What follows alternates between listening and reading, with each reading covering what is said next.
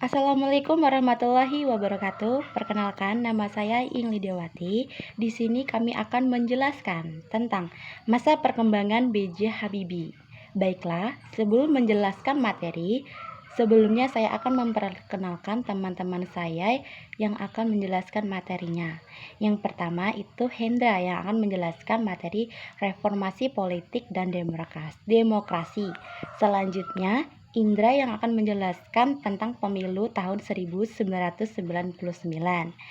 Selanjutnya lagi, Irfan yang akan menjelaskan tentang reformasi konstitusi dan referendum Timur 1999.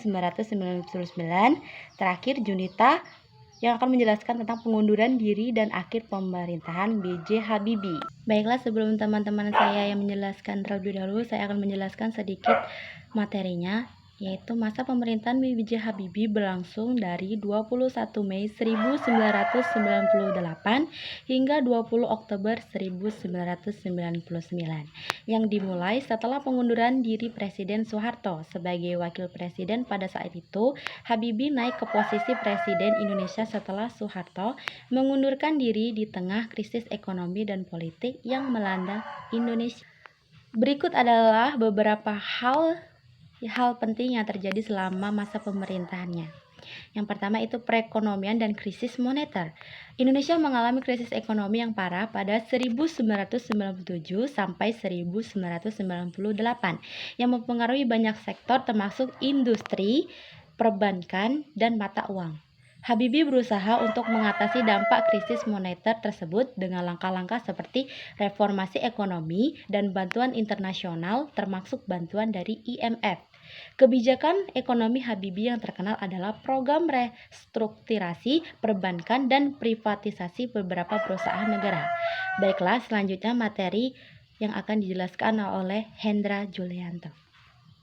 Baiklah, saya Hendra Julianto akan menjelaskan tentang revolusi politik dan demokratisasi.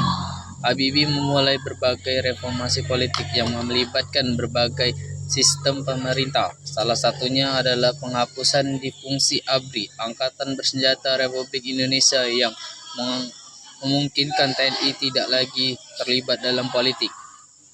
Habibie juga membuka peluang bagi partai politik yang dapat berperan kebebasan pers yang lebih besar, termasuk memberikan kebebasan untuk media massa yang sebelumnya dibatasi. Akan dilanjutkan oleh Indra Sanjaya. Saya akan menjelaskan tentang pemilu 1999. Pada 1999, Indonesia mengadakan pemilu yang pertama kali diadakan setelah era Orde Baru. Habibie menyelenggarakan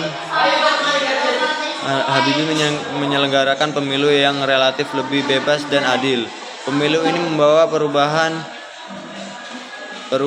besar dalam struktur politik Indonesia. Pemilu ini menghasilkan pembentukan Majelis Pemusyawaratan Rakyat atau MPR yang memilih presiden baru, yakni Abdurrahman Wahid atau Gus Dur, setelah Habibie tidak mencalonkan lagi. Baiklah, materi selanjutnya akan dilanjutkan oleh Intan. Reformasi Konstitusi.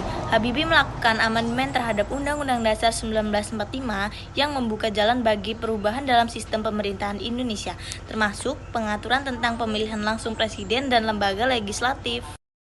Referendum Timur Timur.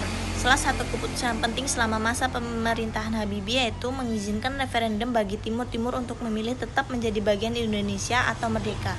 Referendum yang dilaksanakan pada tanggal 30 Agustus 1999 berujung pada kemerdekaan Timur Timur yang akhirnya menjadi negara Timur Leste. Baik, selanjutnya akan dijelaskan oleh Junita. Assalamualaikum warahmatullahi wabarakatuh. Perkenalkan, nama saya Junita. Di sini saya akan menjelaskan pengunduran diri dan akhir pemerintahan. Meskipun berusaha melakukan reformasi, Habibie menghadapi banyak kritik, terutama terkait dengan isu-isu ekonomi dan ketidakpuasan terhadap kebijakan yang diterapkan, ketegangan politik yang berkembang, dan hasil pemilu 1999 yang mengarah pada pembentukan pemerintahan baru membuat Habibie memutuskan untuk tidak mencalonkan diri kembali pada pemilu 1999. Habibie akhirnya menyerahkan jabatan presiden kepada Abdurrahman Wahid pada 20 Oktober 1999. Baiklah, itulah penjelasan dari kami tentang masa pemerintahan B.J. Habibie. Jika ada kekurangan dalam penyampaian, kami mohon maaf karena kami di sini juga masih sama-sama belajar. Baiklah, semoga materi tentang masa pemerintahan B.J. Habibie yang kami sampaikan ini bermanfaat. Kami akhiri, wassalamualaikum warahmatullahi wabarakatuh.